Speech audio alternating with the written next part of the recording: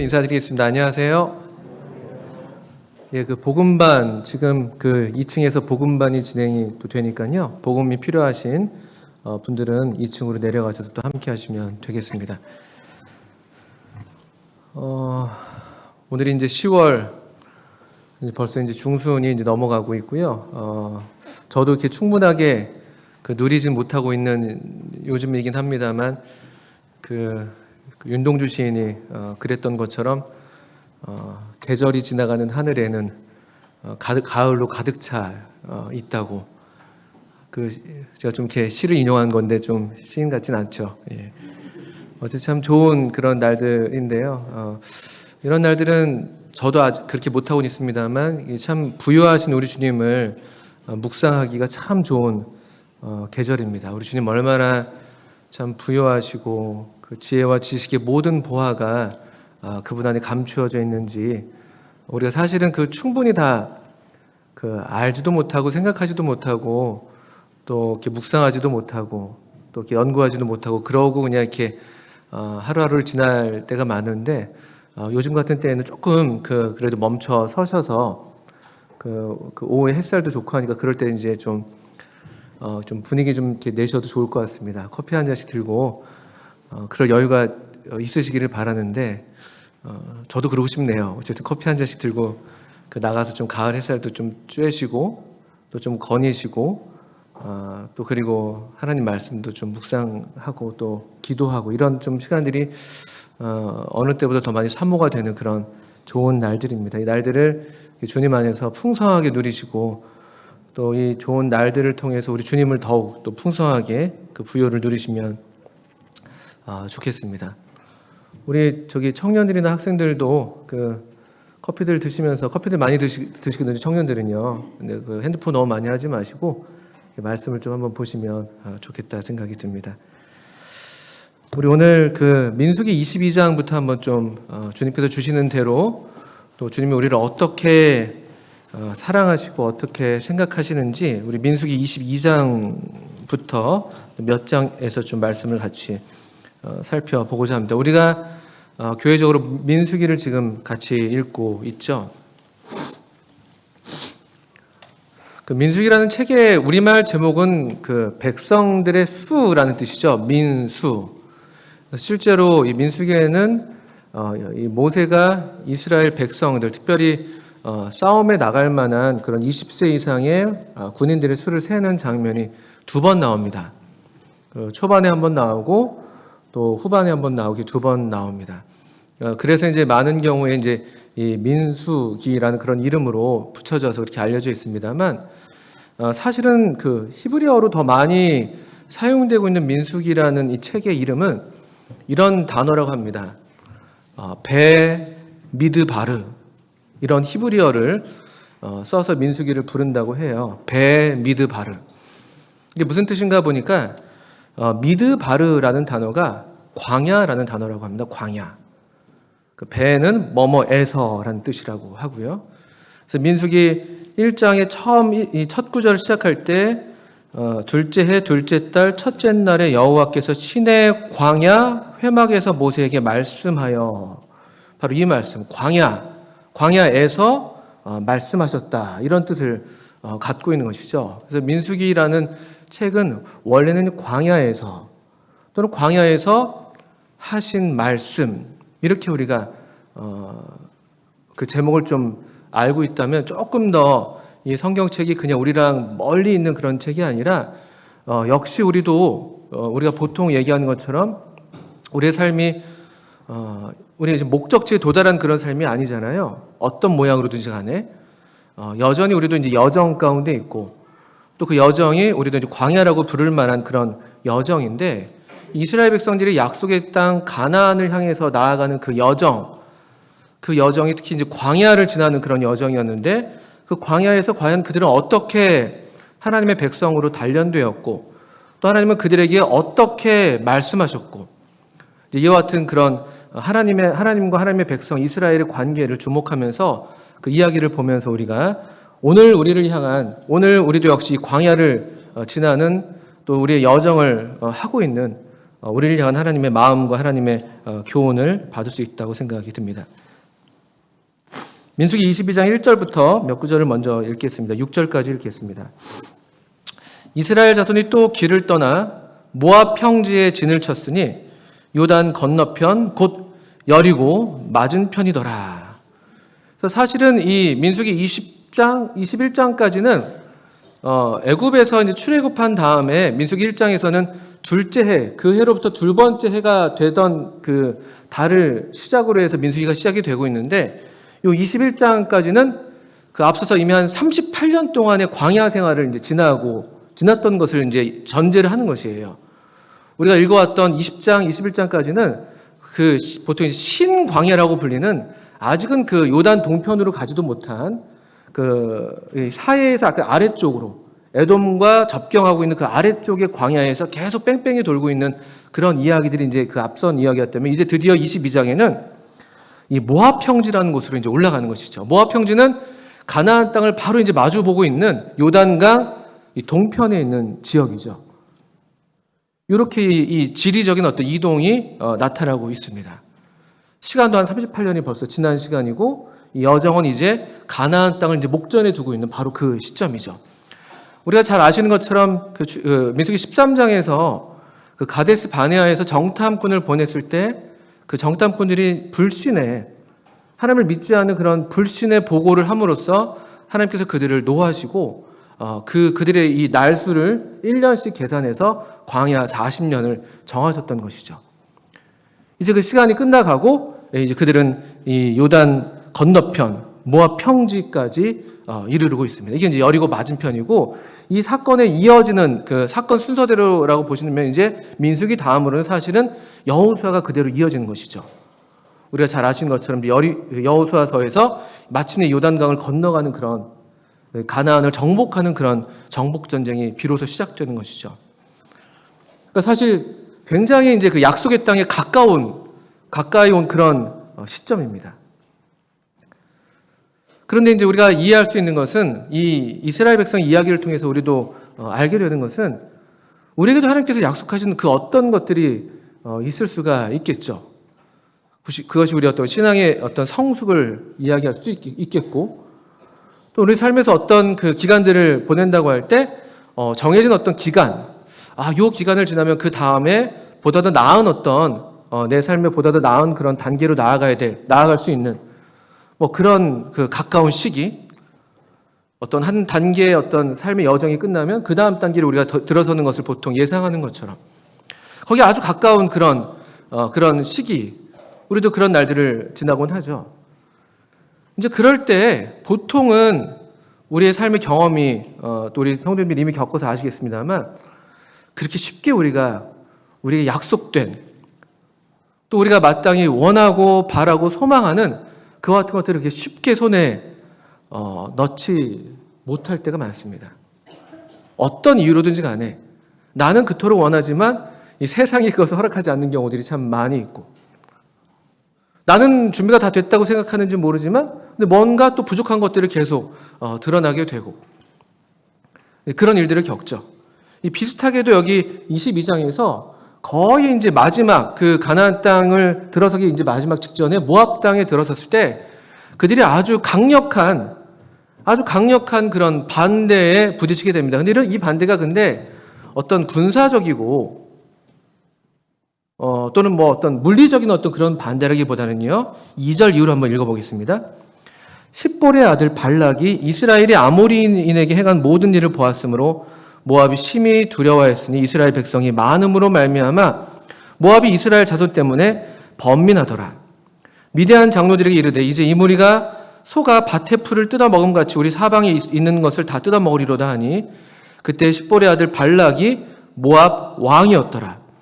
그가 사신을 부올의 아들 발람의 고향인 강가 부돌에 보내어 발람을 부르게 하여 이르되, 보라, 한 민족이 애굽에서 나왔는데 그들이 지면에 덮여서 우리 맞은편에 거주하였고 우리보다 강하니 청하건대 와서 나를 위하여 이 백수성을 저주하라. 내가 그들을 쳐서 이겨 이 땅에서 몰아내리라. 그대가 복을 비는 자는 복을 받고 저주하는 자는 저주를 받을 줄을 내가 알미니라. 여기 이제 그 당시 모압 왕이었던 발락이라는 사람이 이스라엘을 대하는 태도를 우리가 볼 수가 있습니다. 6절 읽으신 것처럼 그가 발람이라는 뭐라고 말할까, 그 당시에 존경받고 있었던 아주 능한 선지자로 알려져 있었던 그런 마술사 같은 그런 사람을 청해서 부탁하는 일이 무엇인가 보니까 6절에 보신 것처럼 나를 위하여 이 백성을 저주하라. 이 백성을 저주하라.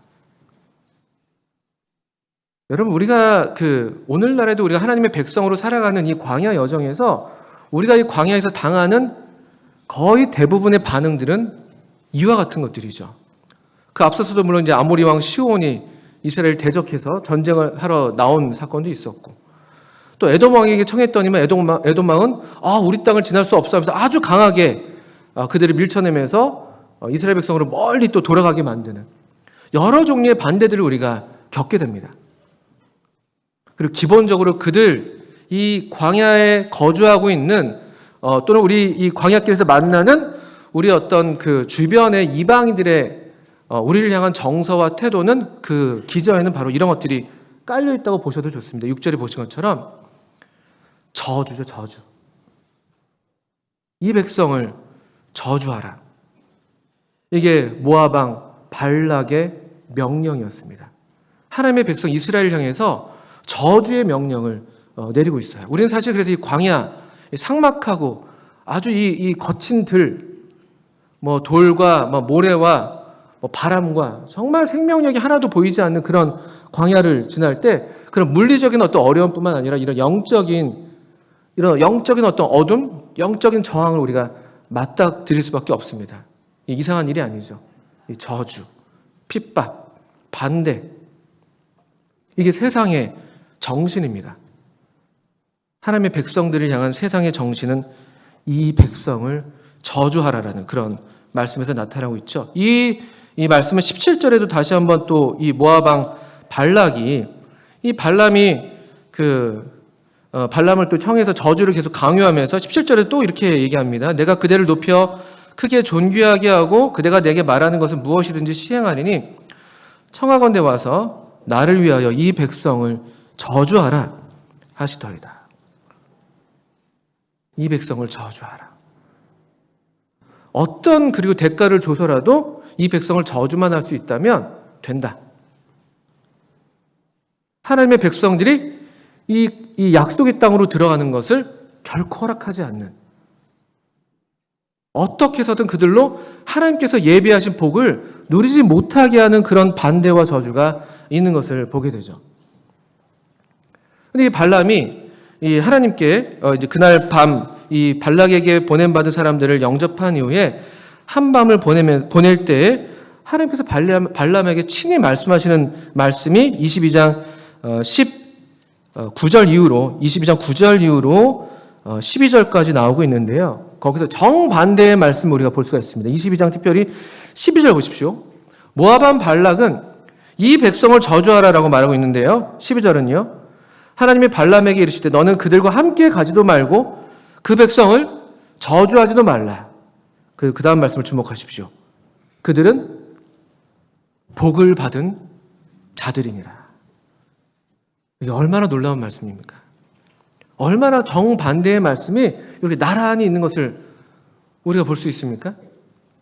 이 백성을 저주하라는 이 커다란 모압 왕과 미디안 장로들과 고관들이 다 모여가지고 한 마음으로 일심으로 이 하나님의 백성들을 저주하고 반대편에 서 있는 그런 장면이 있었다면요, 한밤에 아무도 그 소리를 듣지 못하지만 그가 비록 거짓 선지자였다 할지라도 그래도 하나님의 말씀을 구하고 있었던 발람이라는 한 거짓 선지자를 통해서라도 하나님께서 분명한 사실 한 가지를 계시하시는데, 그것은 이 백성은 저주받을 백성이 아니다. 이 백성은 복을 받은 자들이다. 이렇게 아주 확실하게 선언하고 계신 것이죠. 근데 물론 발람은 이 마음이 순전한 사람인 것 같지는 않아서 이 말씀을 그대로 받지는 못했던 것 같아요. 그리고 이 발락의 어떤 그런 제안, 그 불의의 삭슬을 사랑했다고 표현되고 있는데, 그가 이렇게 약속한 그런 어떤 이런 지위와 또 복채와 보상들이 좀 눈이 어두워서 그랬는지 그가 충분히 정말 이 백성이 복을 받은 자들이구나라고 확신하진 못한 채로 어떻든 간에 이 이후의 여정을, 발락에게로 가는 그런 여정을 가는 장면을 우리가 쭉 읽어왔었습니다. 그리고 이제 발람과 발락이 함께 만나서 이제 하나님으로부터 이 이스라엘 백성을 향한 저주의 말씀을 좀 받아서 저주를 부탁을 했는데, 발람이 하나님께로부터 받은 말씀들은 그와 같지 않았던 것을 이제 보게 되는데요. 우리 22장 41절서부터 또 몇 구절을 좀 읽어보겠습니다. 먼저 첫 번째, 이스라엘 백성을 발람이 3번 저주를 요청받았지만 결국 저주가 변해서 축복하게 되는 그런 이 축복의 장면이 3번 등장하는데, 그 첫 번째 장면이 22장 41절 이후에 나옵니다. 아침에 발락이 발람과 함께하고 그를 인도하여 바알의 산당에 오르매 발람이 거기서 이스라엘 백성의 진 끝까지 보니라. 아주 흥미로운 이런 장소들이 나타나고 있죠. 바알의 산당, 그 우상, 그 가나안 신 중에서 가장 으뜸됐던 그런 신이 바로 바알이었지 않습니까? 그리고 이스라엘 역사의 평생에, 이스라엘 역사 내내 그들을 괴롭혔던 그 우상, 항상 그들이 마음에 끌림을 받았던 그 우상, 이 부요와 다산의 상징, 이 농경신, 이 바알, 이 바알의 산당에 이 발람과 발락이 함께 올라 있습니다. 그리고 거기에서, 바알의 산당에서 이스라엘 백성의 진 끝까지를 보게 합니다. 이 진 끝까지를 어떤 성경 번역에서는 그냥 진의 끝에 한 부분 이렇게 번역하기도 합니다만, 뒤에 발락이 발람을 데리고 간 다른 그 이어지는 내용을 볼 때에는 전체적으로 다 볼 수 있는 어떤 그런 장면이었던 것으로 여겨집니다. 그래서 이스라엘 백성 전체를 이제 보게 하는 것이죠. 야곱을 저주하라는 그런 말씀을 또 역시 23장 7절에 발람이 예언을 전하여 말하되, 발락이 나를 아람에서 모압 왕의 동쪽 산에서 데려다가 이르기를 와서 나를 위하여 야곱을 저주하라, 와서 이스라엘을 꾸짖으라 하도다 하면서 역시 또 이 발락의 의도를 계속해서 밝히고 있죠. 하나님 백성을 향한 저주의 정신을 계속해서 숨기지 않고 드러내고 있습니다. 그런데 이때 하나님께서 발람을 통해서 주시는 말씀은 첫 번째 이 예언, 이 환상에서는 좀 소극적인 측면인데요. 7절에서는 야곱을 저주하라 했던 발락의 요구와 반대로 8절에 보시면, 하나님이 저주하지 않으신 자를 내가 어찌 저주하며 여호와께서 꾸짖지 않으신 자를 내가 어찌 꾸짖으랴. 하나님이 저주하지 않으셨다. 하나님께서 꾸짖지 않은 백성들이야. 그런데 어떻게 너가 감히 하나님이 저주하지 않고 하나님이 꾸짖지 않은 이 백성을 저주하라고 할 수가 있어. 이렇게 지금 이 발락에 대해서 반대하는 말씀을 하고 계시는 것이죠. 그러면서 왜 그런가라고 보니까 9절에서 이 백성의 정체를 분명하게 밝혀주는 그런 환상, 그런 예언을 발람을 통해서 주시고 있습니다. 내가 바위 위에서 그들을 보며, 9절입니다. 작은 산에서 그들을 바라보니. 주목하십시오. 이 백성은 홀로 살 것이라. 그를 여러 민족 중에 하나로 여기지 않으리로다. 첫 번째 하나님께서 이스라엘 백성을 이제 보호하시는 그 보호의 진리로서 말씀하시는, 나타내시는 그 진리가 무엇인가 보니까 이 백성은 홀로 사는 백성이다. 이것이 무슨 말이냐 하니까, 그리고 뒤에 설명이 되어 있죠. 그를 여러 민족 중에 하나로 여기지 않는다. 이 이스라엘 백성은 홀로 사는 백성, 여러 민족 중에 하나가 아닌 백성, 다른 말로 하면요, 구별된 백성. 이 세상에 이 수많은 이 민족들이 함께 살아가는 그 삶의 방식과는 전혀 다른 삶의 방식으로 따로 구별된, 따로 부름받은 백성, 이와 같은 의미인 것이죠. 이방 민족과의 분명한 구별을 이렇게 얘기하고 있는 것이에요. 그러니까 이방 민족들은 바알을 따르고 있는 그런 어떤 삶을 살고, 그것이 그들 삶의 기준이고 목표라고 할 것 같으면, 이 백성은 그런 가치, 그런 기준, 또 그런 추구를 따르지 않고 따로 특별하게 구별된 백성이다. 이렇게 그들을 아예 그냥 별개의 민족으로 이스라엘 백성을 탁 이렇게 한쪽으로 보호하시는, 그들 가운데 있지만 지금 모압 모압 평지에 와 있어서 모압 땅 한가운데 있긴 하지만 그들이 전혀 이 이방 민족들과는 다른 종류의 삶을 살아야 될 나의 백성이다. 내가 택한, 내가 선택하고 내가 지명해서 불러낸 나의 백성이다. 이렇게 이런 진리를 발람을 통해서 계시하고 계신 것이죠. 이 이스라엘 백성이 하나님께로부터 부름받은 특별한 백성이라는 진리는 오늘날 교회에게도 동일하게 적용되는 하나의 원리인 것이죠. 우리 교회도 교회를 가리키는 이 단어가 뜻하는 바 그대로 하나님께로 따로 부름받아 불러내진 무리가 바로 이 교회인 것이죠. 그 말인즉슨 세상의 복과 저주의 기준에 좌우하지 않고 이 부르신 이 하나님, 이 백성의 소유주 되시는 특별한 소유를 삼으신 그 소유주 되시는 하나님께서 특별하게 관리하시고 특별하게 돌보시고 특별하게 아끼시는 특별한 기대를 두고 계시는 그런 민족이라는 것이죠. 이건 사실은 이 모압 왕 또 미디안 장로들만 알아야 될 진리가 아니라 사실은 이스라엘 백성들 그 자신들도 반드시 이미 그 진리 안에 살고 있는 것이지만 더욱 확신하고 알아야 될 바로 그 진리였죠. 오늘날 우리도 사실 마찬가지입니다. 우리가 어떤 민족입니까? 배달의 민족입니까? 우리 민족, 우리 백성은 홀로 사는 이 세상 가운데 따로 사는 다른 삶의 기준을 갖고 사는 다른 삶의 목표를 갖고 사는 다른 관계를 맺고 사는 다른 가치를 갖고 사는 그런 민족, 그런 백성이라는 것이죠. 우리 이 교회, 하나님의 백성은 하나님의 특별한 소유로서 그분의 특별한 돌보심과 특별한 기대와 특별한 어떤 관리라고 할까요? 우리도 특별히 아끼는 그런 무언가들이 있지 않으십니까? 차를 새로 타신 우리 성도님들 같은 경우는 그 손세차 하시면서 얼마나 애지중지 그 차를 아끼십니까? 다른 어떤 것보다도. 우리 이 형제님들 주로 그런 취미를 많이 갖고 있어서 제가 들었습니다. 그냥 이렇게 차멍이라고 하신다고 그러더라고요. 요즘에는 손세차 하시면서 한 3-4시간 손세차 하면서 모든 이제 그 상념을 다 뒤로 하고 그냥 이렇게 집안일은 하지 않거든요. 방 청소 잘 하진 않습니다만. 뭔가 우리가 아끼는 그 무언가가 있을 때 굉장히 특별하게 관리를 하잖아요. 하나라도 묻어나면 길길이 날뛰고. 그런 것, 제가 아주 유치한 비유를 들었습니다만, 여기 이 백성은 홀로 사는 백성이고, 여러 민족 중에 하나로 여기지 않는다. 이런 부정적이고 소극적인 어떤 진리가 먼저 제시가 되고 있죠.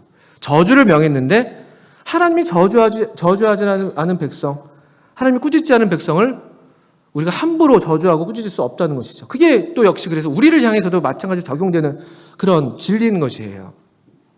오늘날 또 이런 저주가 어떻게 우리에게 실제로 우리 삶에서 많이 이게 접근해 오는지 보면 우리 어른들은 좀 이렇게 삶에 그래도 어떤 기반이 되시고 이제 삶에 이제 어떤 정기적인 또 삶을 살아가시는 그런 삶이 있으시니까 조금 기억이 가물가물하시겠습니다만 요즘에 청소년들이나 청년들 저주의 소리가 무수하게 들려오는 것이죠.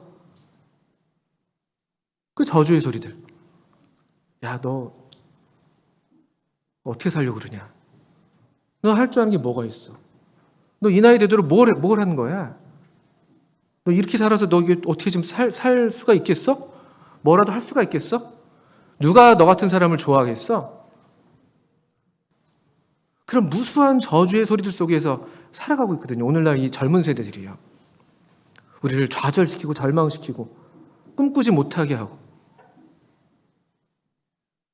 근데 그 저주의 소리들이 사실은 어디로부터 오는 소리인가 보면요. 여기 보신 것처럼 여러 민족들이 얘기하는 그 기준을 따라서 우리를 이 판단하는 소리들이거든요. 너 그 나이 되도록 뭐 했어? 야, 너 하나님 믿는다고 하더니만 꼴 좋다. 그런 소리들이 얼마나 많습니까? 그 저주의 소리들이죠, 저주. 그래서 우리로 하나님을 믿는 그 믿음의 삶을 살지 못하게 하는 모압 땅에서 이제 적당히 여기까지 하고 우리랑 같이 여기 이 바알의 신당에서 같이 좀 바알을 섬기면서 너도 좀 풍요를 누려봐. 그런 저주와 더불어서 그런 회유와 유혹의 소리들이 얼마나 많은지 모릅니다. 그럴 때 우리를 지켜내는 진리, 우리가 그 무수한 그 저주의 소리들 속에서 들어야 될 하나의 소리, 세미한 음성이 있다면 이 소리가 세미하죠. 워낙에 이 소리들이 크니까, 저주의 소리들이 크니까. 저주의 땅이 우리가 저주의 땅을 지나가고 있으니까요. 그때 우리가 들어야 할 소리가 있다면, 또 성경을 통해서 우리에게 말씀하시는 하나님의 말씀이 있다면, 너는 이들과 달라. 너는 이 이방 민족과 이 여러 민족 중에 하나로 여김받는 민족이 아니야. 넌 나의 백성이야. 넌 내가 책임져. 여태까지 나를 믿고 38년을 살아왔어. 38년 동안 무수한 사람들이 다 한 세대가 가고 이 광야에서 쓰러졌지만 아직 하나님의 약속은 남아있어. 그래서 이 요단강 건너편에 약속의 땅이 있어. 너는 처음 애굽에서 나올 때부터 내게 속한 백성으로 나왔지. 내가 너를 독수리가 날개를 펴서 안음같이 너희를 내게로 인도해 왔어. 이걸 상기시켜 주는 거예요. 너희는 홀로 사는 민족이야. 이 땅의 다른 민족들과 같은 종류의 삶을 사는 민족이 아니야. 만약에 그런 종류의 삶을 살 것 같으면 애당초 애굽에서 나올 필요도 없죠. 그들이 사실 광야에서 얼마나 많이 애굽으로 돌아가기를 원했었습니까? 얼마나 원망하면서 우리가 거기 그냥 있었더라면 고기도 먹고 부추도 먹고 거기 있었더라면 또 왜 우리를 데리고 나와서 이 광야에서 죽게 만드냐 이런 불평들을 해가면서. 근데 그게 전부가 아니거든요. 광야가 목적지가 아니에요. 광야는 그냥 우리가 지나가야 할 길인 것이죠, 길. 근데 다만 그 길은 사실은 쉬운 길이 아닙니다. 우리 앞서 20장이었나요? 21장이었나요? 21장에서도 길로 말미암아 백성의 마음이 상했다는 그런 21장 4절에 그런 말씀이 있는데요. 길로 말미암아 백성의 마음이 상하는 그 원망이 생기고, 그래서 5절에 백성이 하나님과 모세를 향하여 원망하되 어찌하여 우리를 애굽에서 인도해내어 이 광야에서 죽게 하는가? 이곳에는 먹을 것도 없고 물도 없도다. 우리 마음이 이 하찮은 음식을 싫어하노라. 아주 이스라엘 백성이 참 또 불신앙의 모습을 보였던 게 바로 그 직전에 있었던 사건이기도 했죠. 쉬운 길이 아니었습니다. 저주가 판을 치고 있는 그런 길입니다. 그래서 그대로 저주를 받아들일 수 있는 것이고, 여기 이 거짓 선지자였지만 발람을 통해서 계시된 하나님의 진리 그대로 아니야. 세상은 우리를 저주하지만, 세상은 나를 저주하지만 나는 하나님의 백성이야. 나는 하나님의 자녀야. 하나님께서 나를 안으셔서, 아버지가 그 아들을 안음같이 나를 안으셔서 여기까지 인도해 오셨어. 나는 하나님의 품에 있어. 이런 어떤 분명한 우리 자신에 대한 정체성, 이 백성에 대한 정체성, 이 가치관들을 새롭게 하는 그런 진리인 것이죠. 그래서 일단 저주하지 않고 이 첫 번째 계시, 첫 번째 예언이 지나갑니다. 그리고 개인적으로 그냥 발람 스스로가 저 야곱 백성, 이스라엘 백성이 너무 참 좋아서 나도 저들처럼 좀 되기를 바라. 이렇게 개인적인 어떤 고백으로 일단 10절에서 23장 10절에서는 그렇게 마감이 되고요. 이제 두 번째, 발락이 바라는 대로 저주가 잘 통하지가 않으니까 포기하지 않고 두 번째 또 저주를 하도록 발람을 데리고 갑니다. 13절 이후인데요. 23절 13절입니다. 발락이 말하되 나와 함께 그들을 달리 볼 곳으로 가자.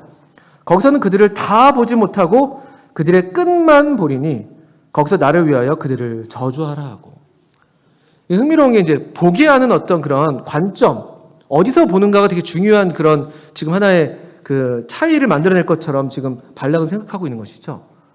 첫 번째 이 예언은 전체를 다 봤기 때문에 발람이 이스라엘의 좀 후진 모습을 잘 못 본 게 아닐까 생각했는지 이번에는 끝부분만 보게 하는 거예요. 끝부분만. 전체를 다 보지 못하게 하고 한 부분만 보게 하는 거죠. 아마 거기가 가장 약했던 부분일 수도 있겠죠. 우리 아시는 것처럼 출애굽기 17장인가요? 그 아말렉 족속이 그 기습 공격을 해왔을 때 이스라엘 백성들이 제일 뒤에 처져 있었던 그 끝자락에 있었던 백성들을 이렇게 침공해 왔잖아요. 거기가 아마 가장 연약했을 테니까. 그래서 또 그런지 모르겠는데 가장 연약한 부분이라고 여겨질 만한 그런 끝만 보게 하는 거예요. 이스라엘의 허물이 드러나는, 이스라엘이 뭘 축복받을 만한 뭘 자격이 있어. 저들 백성이 얼마나 후진지 몰라. 뭐 하나님이 그렇게 기적으로 큰 능하신 손과 편팔로 그들을 인도해 왔는데 얼마나 원망도 많고 불평도 많은 백성인지 몰라. 그들이 무슨 하나님의 축복을 받을 만한, 복을 받을 만한 자격이 있어? 여기까지 온 것만 해도 하나님께서 진짜 은혜를 베푸신 거니까 이쯤에서 끝내도 되니까 저주해도 돼. 이런 어떤 마음이었는지 모르겠어요. 그래서 끝만 보게 합니다. 18절 이후에 발람이 또 하나님으로부터 계시를 받아서 예언을 하는데요. 발락이여 일어나 들을지어다. 십볼의 아들이여 내게 자세히 들으라. 19절 하나님은 사람이 아니시니 거짓말을 하지 않으시고 인생이 아니시니 후회가 없으시도다. 어찌 그 말씀하신 바를 행하지 않으시며 하신 말씀을 실행하지 않으시랴. 하나님에 대한 진리가 먼저 나오는 것을 주목하셔야 됩니다. 발락은 이스라엘의 끝부분만 보게 하는 그런 자리로 발람을 데려갔지만 발람이 하나님을 통해서 받은 예언, 그 계시를 따른 예언의 말씀을 보니까 이스라엘 백성이 어떠함을 얘기하지 않아요.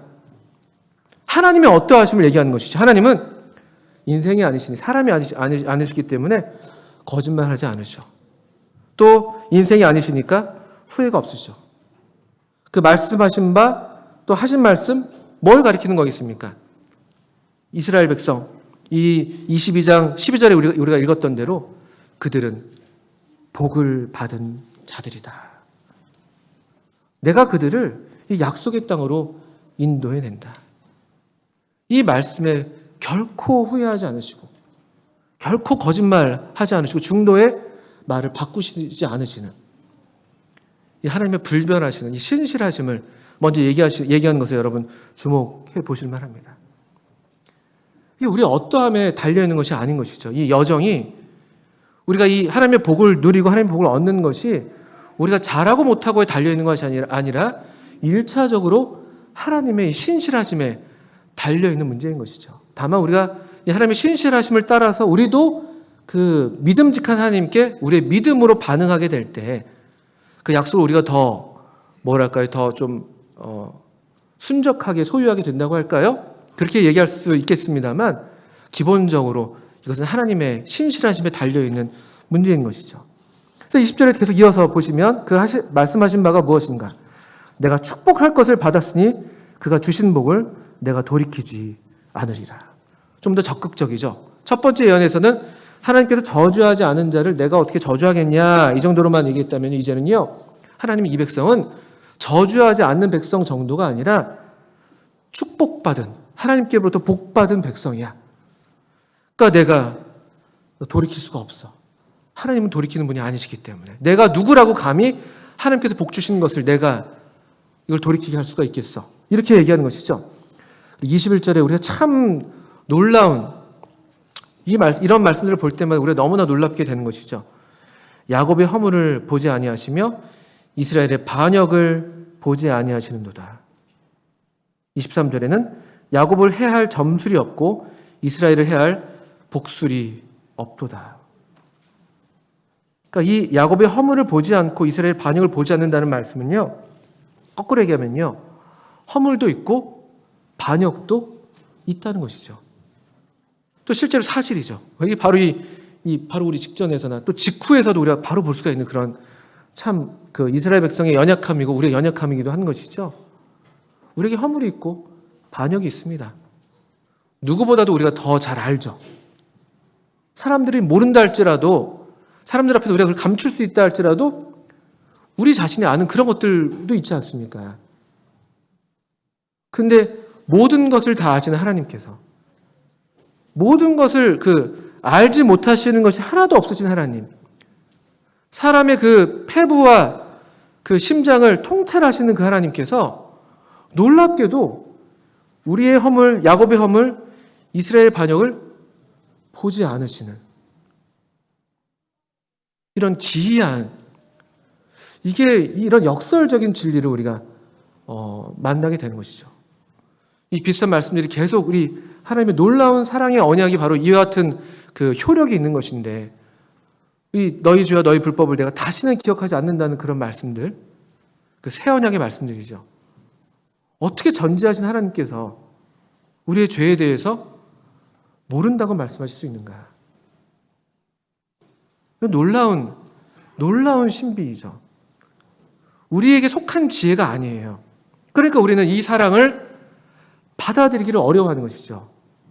우리의 그 알량한 우리의 어떤 양심이나 우리의 지식 수준에서 어떻게 나 같은 사람을 내가 좀 더 잘해봐야지, 내가 좀 내 허물을 좀 이렇게 잘 좀 이렇게 해결해 봐야지, 그러고 나서 내가 좀 하나님께 나아갈 수 있지는 않을까?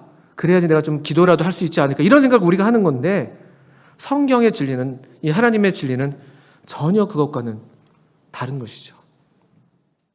이 세상의 지혜로는 하나님의 지혜를 가늠할 수가 없습니다. 그래서 우리가 이 지식에 넘치는 그리스도의 사랑을 우리가 받고 누리고 있는 것이죠. 이스라엘 백성을 향해서 발람이 이와 같은 진리를 지금 발락과 모압 왕 발락과 미디안 장로들에게 지금 이것을 계시하고 있는 건데, 흥미로운 것은 지금 우리는 이 성경이 기록되어 있으니까, 물론 그 당시에도 이제 기록을 통해서 모세를 통해서 또 알게 됐겠습니다만, 실제로 이 발람의 이와 같은 그 축복의 말씀을 이스라엘 백성들이 직접 듣지는 못했던 거잖아요. 이 당시에는요.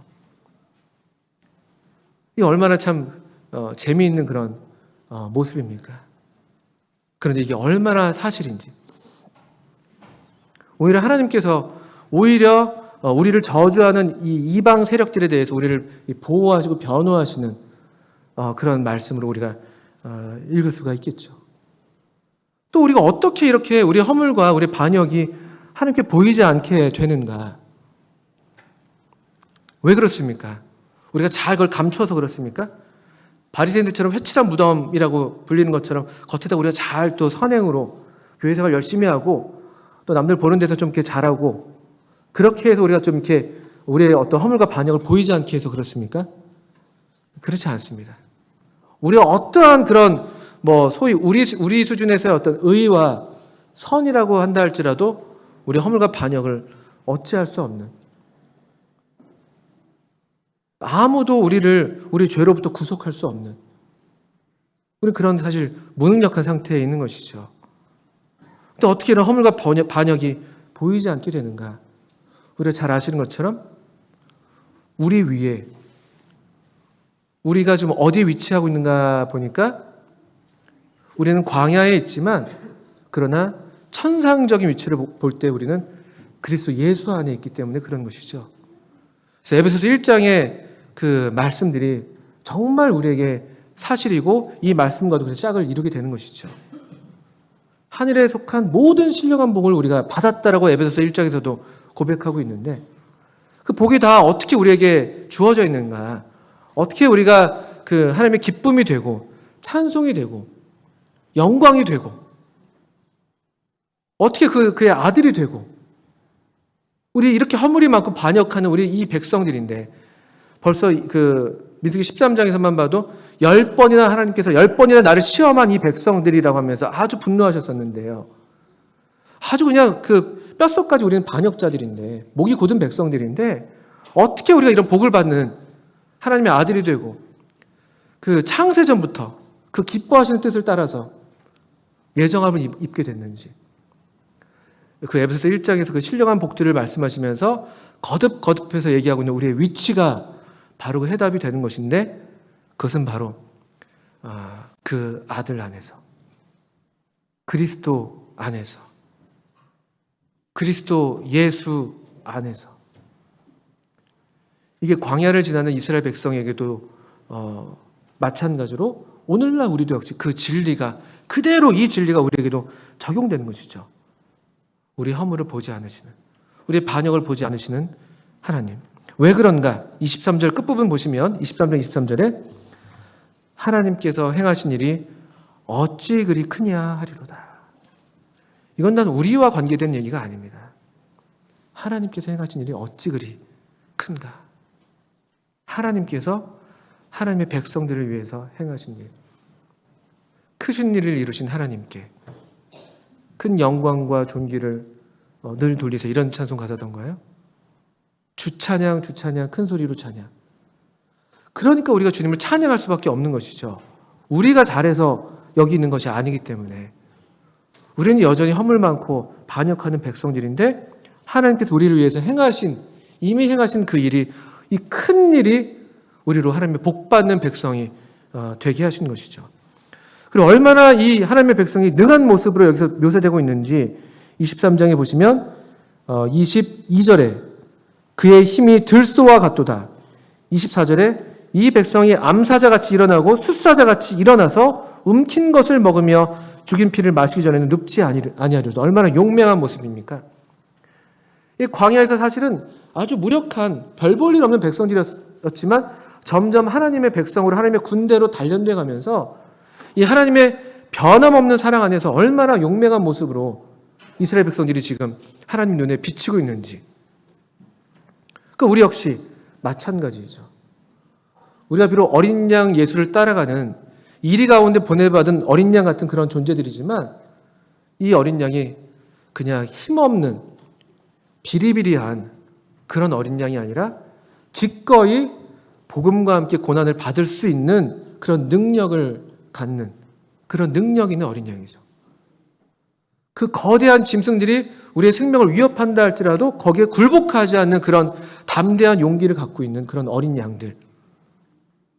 얼마나 능한 모습입니까? 이게 당시 이스라엘 백성의 모습이고 또 오늘날 우리 하나님의 백성의 교회의 모습이라고 말씀을 드릴 수가 있습니다. 마지막으로 세 번째, 또 이 이스라엘 백성을 향한 이 하나님의 축복의, 그 하나님의 복 주시는 그런 예언의 말씀이 23장 27절부터 24장 9절까지 쭉 이어져 있습니다. 여기는 또 장소가 흥미롭습니다. 23장 27절 보시면 발락이 발람에게 또 이르되 오라, 내가 너를 다른 곳으로 인도하리니 네가 거기서 나를 위하여 그들을 저주하기를 하나님이 혹시 기뻐하시리라 하고, 발락이 발람을 인도하여, 자, 그 다른 곳은 어디였는가 보니까 광야가 내려다 보이는 부올산 꼭대기. 광야가 내려다 보이는 부올산 꼭대기. 광야가 보이는 곳. 아주 형편없거든요. 우리 노명철 형제님이 그 이스라엘 가서 그 보내온 사진을 보내왔는데, 거기는 유대 광야를 찍어서 보내왔는데, 제가 그 사진을 보내서 제 마음이 울컥했습니다. 정말 그 황량한 그런 광야. 모래만 있는 그 유대 광야는 그래도 모래가 좀 주로 되어 있습니다만, 이스라엘 백성들이 그 지나왔던 그 신 광야나 이 모압 광야는 아주 그 거친 자갈들, 아주 간조한 땅, 아주 볼품없는, 그냥 말 그대로 데스밸리죠, 데스밸리. 그냥 죽음의 그늘이 드리워져 있는 그런 광야예요. 그런 곳이에요, 그런 곳. 그 광야에 진치고 있는 이스라엘 백성을 보게 하는 거예요. 광야와 같이 도매급으로 광야에 저렇게 진치고 있는, 저렇게 천막 치고 살고 있는 저 백성들 얼마나 볼품이 없겠냐. 저주해라. 이 하나님의 백성들이 모이는 모임, 겉으로 볼 때 얼마나 대단할 게 뭐가 있습니까? 우리 모여있는 우리 성도들의 어떤 그냥 우리 몇몇만 보더라도 우리가 사람을 내세울 만한 그런 애당초 그런 집단도 아니고, 교회는. 너희 중에 문벌 좋은 자가 어디 있느냐? 그 고린도 성도들을 향해서 그냥 광야 같은, 그냥 그 광야와 함께 우리가 대우받아도 마땅한 그런 돌들이잖아요. 자갈들, 생명력 하나 없는, 어디 쓸모없는, 누굴 상하기만 할 것 같고, 다들 그냥 우리를 그냥 멀리 할 것만 같은 그런 돌들이란 말이에요, 우리가. 그런데 발람이 이제 두 번의 경험을 겪은 다음에 24장에 보니까 알았습니다. 24장 1절에 보니까 발람이 자기가 이스라엘을 축복하는 것을 여호와께서 선히 여기심을 보고 전과 같이 점수를 쓰지 아니하고 그의 낯을 또 광야로 향합니다. 광야가 보이는 곳이니까. 피하지 않아요. 똑같은 광야를 보는 거예요. 근데 발락은 광야를 보게 하는 이유는 광야와 같은, 광야처럼 그들도 대우받아서 저주하게 하는 그런 목적이었다면요, 똑같은 광야를 봤는데, 근데 이제 발람의 눈은 전혀 다르죠. 2절에 눈을 들어, 광야를 향해서 눈을 들어 이스라엘이 그 지파대로 천막 친 것을 보는데 그때 하나님의 영이 그 위에 임하신지라. 그가 예언을 전하여 말하되 부올의 아들 발람이 말하며, 눈을 감았던 자가 말하며 하나님의 말씀을 듣는 자, 전능자의 환상을 보는 자, 엎드려서 눈을 뜬 자가 말하기를 야곱이여 너의 장막들이, 이스라엘이여 너의 거처들이 어찌 그리 아름다운고. 이게 점점 한술 더 떠가는 모습인 것이죠. 저주하지 않은 자, 그 다음에 축복한 것을 받은 백성, 그 이제는 아름다운 백성. 발락은 광야를 보게 해서 이스라엘 백성을 저주하게 했다면, 그러나 이 발람은 하나님의 영이 그에게 임하고 그가 마침내 이 영안이 밝아졌을 때 그가 똑같은 광야를 바라봤는데 그에게 보이는 것은 광야와 그 광야의 거친 돌들과 그런 아주 그 무생물로 가득한 그런 죽음의 그늘이 아니라 거기에 진치고 있는 하나님의 백성들. 2절에 보신 것처럼 이스라엘이 그 지파대로 천막을 친 것. 민수기 초반에 그 이스라엘의 진치는 법이 나와 있는데 언약궤를 중심으로 동서남북 사방으로 잘 규모가 있게 아주 잘 조화롭게 하나님의 말씀을 따라서 잘 정돈된 모습으로 거기에 이렇게 둘러있는 그 모습이 이 눈을 뜨게 된 이제 이 하나님의 영이 충만한 전능자의 환상을 보게 된 하나님의 말씀을 듣는 발람의 눈에 너무 아름답게 보이는 것이죠. 저는 이게 오늘날 우리에게도 반드시 필요한 하나님의 은혜라고 분별이 되는 것이에요. 우리가 우리를 볼 때도 얼마나 우리가 참 별 볼 일 없어 보일 때가 많습니까? 내 눈에 보이는 성도들이 얼마나 그냥 자갈처럼 보일 때가 많아요. 쓸모없는 돌처럼 보일 때가 많고. 근데 그렇지 않습니다. 그 눈을 감았을 때 그냥 이 세상의 가치관을 따를 때, 우리 바알의 가치관을 따를 때 우리가 그렇게 본다면, 그런 여기 하나님의 말씀을 듣고 전능자의 환상을 갖고 그 시력을 갖고 또 마침내 엎드려서 눈을 뜨게 된 우리가 보게 될 때는 그냥 돌이 아닙니다. 우리 베드로전서 2장에서 보신 것처럼 하나님의 산돌이 되는 거죠. 산돌. 하나님의 산돌인 거예요. 신령한 집을 함께 세워가는, 잘 규모 있게 성령님 안에서 잘 그 조화를 이루고 있는 그런 아주 그 조밀한 하나님의 성읍, 잘 짜여진 하나님의 성읍. 그 시편 122편에 시편 기자가 예루살렘을 향해서 예루살렘을 노래하면서 내 발이 예루살렘 성에 들어섰을 때 내가 얼마나 기뻤는지, 그 예루살렘 성은 잘 자진 성읍과 같았다, 이렇게 얘기를 합니다. 그 예루살렘을 축복하는 자에게는 하나님께서 복 주신다는 그런 약속을 분명히 하시죠. 그것과 마찬가지로 성령님 안에서 우리가 이 하나님의 시력을 우리가 회복한다면 그때는 우리 눈이 달라질 거예요. 우리의 성도님들 한 분 한 분을, 우리 교회를 찾아오신 한 분 한 분들을 얼마나 존귀한 분들을 우리가 볼 수가 있겠습니까? 왜냐하면 전능자의 환상을 우리가 갖고 있으니까.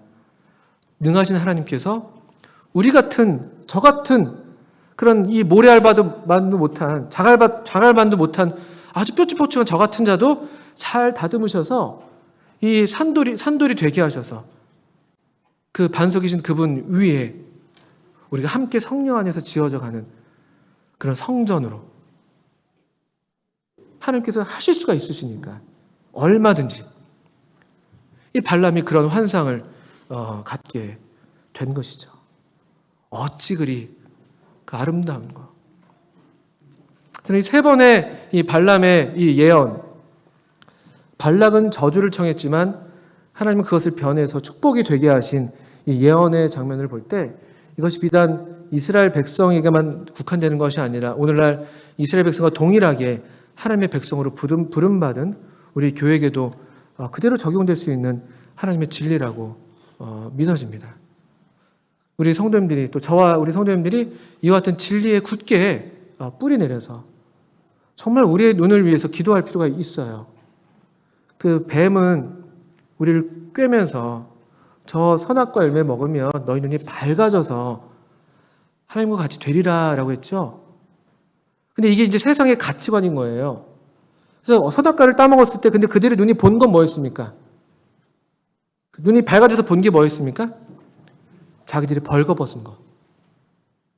수치. 부끄러움을 느껴가지고 가리잖아요. 그게 세상의 눈으로 우리를 바라볼 때 우리도 하는 그런 것들이죠. 근데 정반대예요. 하나님의 눈을 갖고 있는 우리들은 우리의 벌거벗은 것을 본다 할지라도 전혀 부끄러워하지 않는 그 시선, 보시기에 좋았더라 하셨던 범죄 이전의 하나님의 그 시선으로 우리가 서로를 보는 것이죠.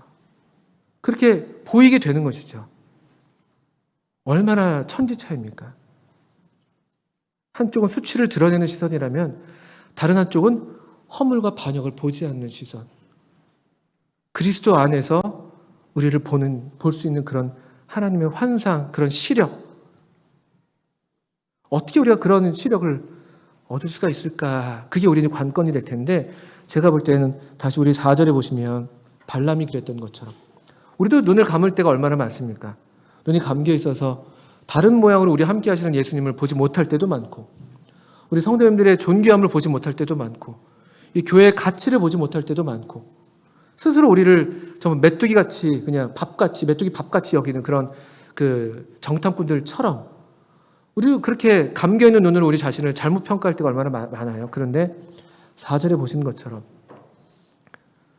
하나님의 말씀 들을 수 있어야 됩니다. 하나님의 말씀을 듣는 것, 또 전능자의 환상을 보는 것. 이 전능하신 하나님께서 보시는 대로 볼 수 있는 그 시력을 얘기하는 겁니다. 시력. 성경을 볼 때, 하나님 말씀을 볼 때 우리가 하나님께서 하나님의 백성들을, 교회를 어떻게 바라보시는가. 왜 우리가 뭐라고 감히 그 시력을 내다버리고 그냥 우리의 그 밝아진 눈이라고 해서 계속 우리의 벌거벗은 것을 들여다보는 그 눈을 고집하고 있습니까? 하나님의 환상을, 전능자의 환상을 보는 것. 그리고 보니까 엎드려서 눈을 뜬 자. 참 흥미로운 말씀이죠. 선악과를 따먹어서 눈이 밝아지는 게 아니라 엎드려서 그 발 앞에 그분의 권위에 굴복하는 그런 자세, 또 그분을 사랑하고 예배하는 그런 마음의 태도, 하나님 말씀이면 그걸로 완전하다. 하나님 말씀이면 그걸로 충분하다. 그런 태도로 엎드린 자들에게 눈이 열리는 것 같아요. 우리 가운데 이런 밝은 눈, 이런 하나님의 눈으로 하나님을 뵙고 우리 교회를 보고 우리 성도들을 보고 또 우리 주변에 살아가는 사람들을 볼 줄 아는 그런 하나님의 백성들, 그 백성들이 이스라엘에게도 그 당시에 이스라엘이 복의 통로가 되었던 것처럼 오늘날도 그런 시력을 가진 이 하나님의 백성, 이 교회가 이 세상에 복의 통로가 될 줄로 믿습니다. 24장 9절의 마지막으로 이렇게 이 말씀을 한번 읽고 마치겠습니다. 너를 축복하는 자마다 복을 받을 것이요 너를 저주하는 자마다 저주를 받을지로다. 하나님 교회의 영광, 하나님의 이 영광을 볼 수 있는 그런 눈을 우리에게 주시기를 간절히 기도합니다. 함께 기도하겠습니다.